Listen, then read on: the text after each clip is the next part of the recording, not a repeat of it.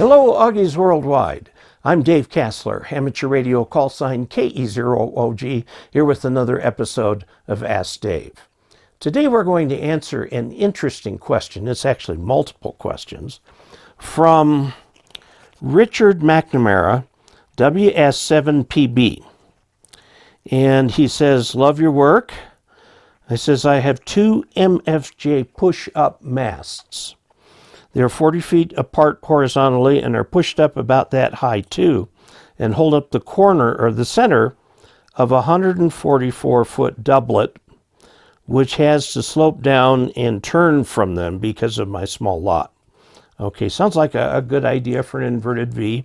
It probably works quite well. The masts are supported at their bases just off the bare earth by being on a wooden patio structure. They're not bonded nor grounded in any way, as the wood is an inductor, nor would I really bother with grounding them. My question is two-part. In their current configuration, should I connect them to my RF ground, which is roughly in the middle of them? They shouldn't be connected to something that far away. You should have a ground rod if you do want to ground them.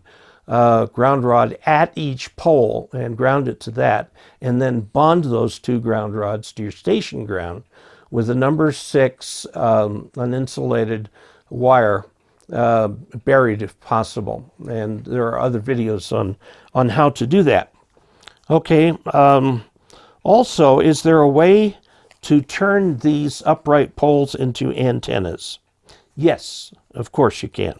Now, one of the problems is, since it's a push-up mast, there's parts in there that allow it to push up, and it is very possible that you do not have connectivity all the way up. Two different parts of that push-up may not attach to each other.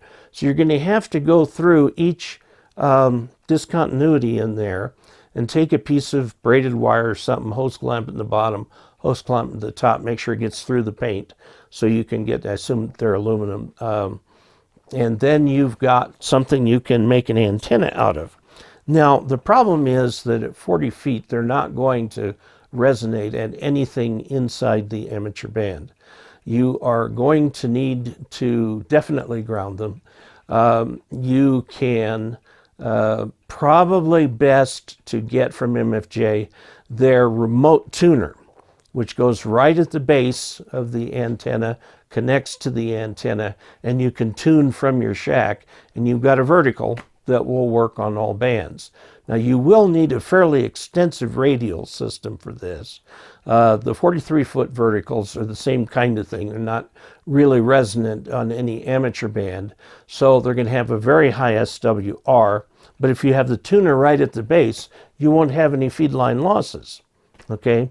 The base will cost you, or the antenna tuner will cost you far more than the push-up poles. I think your current situation may end up providing just as good as an antenna, although of course they will have, these poles will have lower radiation angles.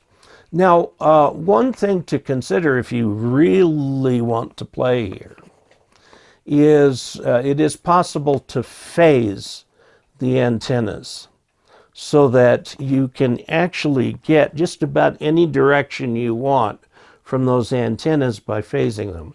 That is an advanced topic, but you can look at it in the antenna book.